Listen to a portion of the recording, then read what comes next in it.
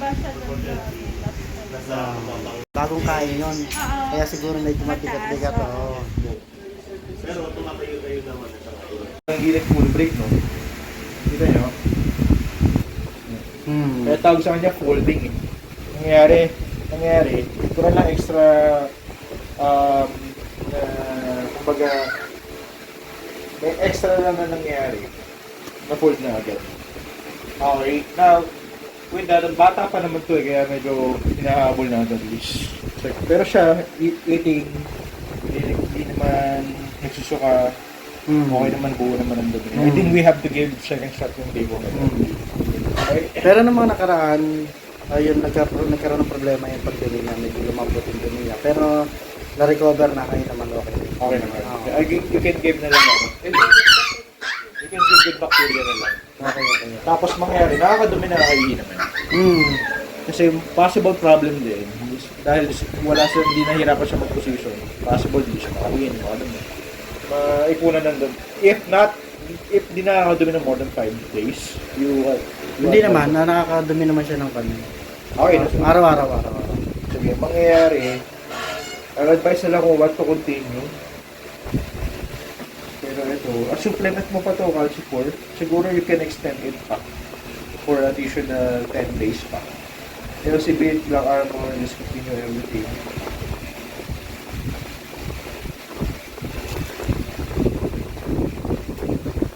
Baba para dugo siya, no?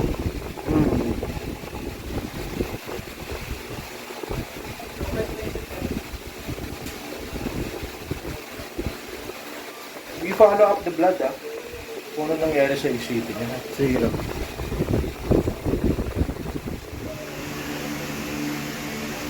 Ito nga, oh. Iba rin.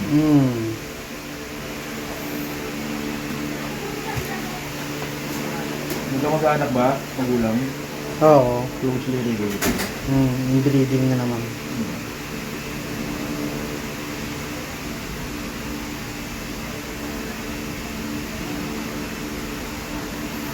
Belit ka. Tapos yung dugo naman niya, from 18, 23 tumaas naman siya. So just have to continue everything. Tapos yung food niya, add lang ng protein. Okay. Kung may dog food na pang papi, kung kumakain naman siya ng dog food, okay.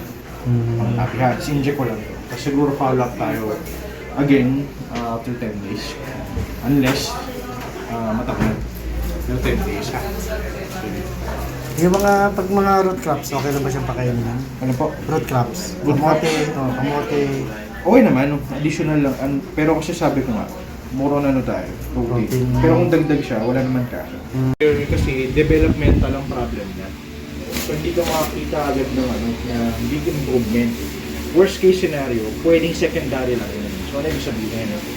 May rickets siya, pero meron talaga siyang problem, genes genitally.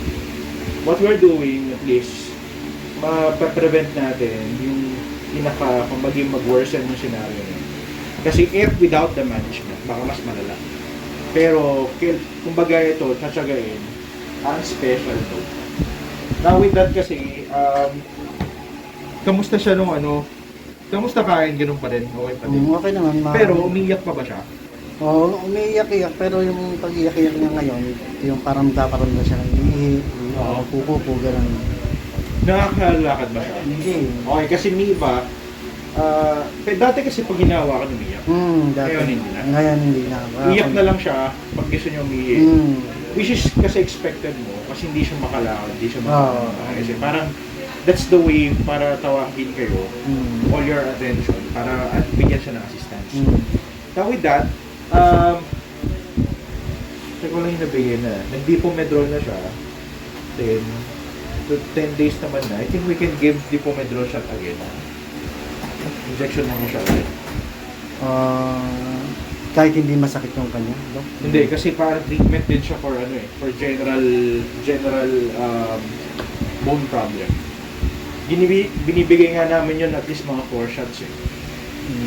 Pero kumbaga nangyayari, follow up. Tapos check namin every now and then. Kamusta vaccines ito? Vaccine ng Mga 5 in 1. Hindi pa Kasi that's one problem din eh. Kasi Kasi may inisip namin nga, mahina yung katawan niya. Oo, problematic. Kaya medyo balancehin natin kasi one problem here, while we're doing the management, baka huwag naman sana tatamaan. Pero by this time, wini-weigh namin kung kailan tayo magbibigay. Pero sa tingin ko, you just have to continue everything. And then we give the second shot of injection. Okay? Kasi may iba nga dyan ginagawa namin, 4 sessions siya, every week. Tapos mangyayari, magkita namin kamusta yung management kung ano mga pwede nyo. Importante, itin siya. Tama po. Basta papaarawan naman. Medyo marami pang ano yun. Proseso. It's like therapy.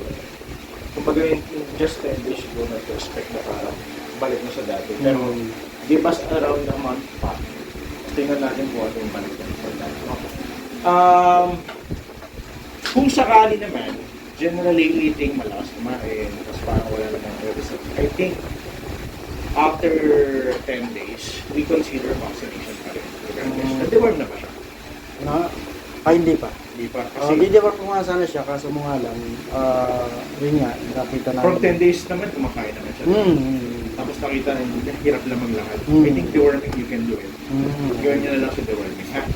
Sige, hawakan ko lang, tignan ko lang kung Tapos po, Dok, yung pagdating naman sa pagkain na binibigyan ng, ano ba, okay lang ba yung ginagawa ng binibigyan siya ng saging, tapos patatas, makakatulong ba sa kanya yung mga gano'n? Usually kasi, ang kailangan niya for development sa growth. You can give milk para sa Gatas pa rin. protein na. Kasi it help in the growth naman buto at saka naman. Kasi if we're just giving carbohydrates, baka sa energy lang yun. So kailangan additional pa. No? Okay. Pakikita na lang po mamaya kung ano po yung mga pwede yung pagbigay namin ng pagkain.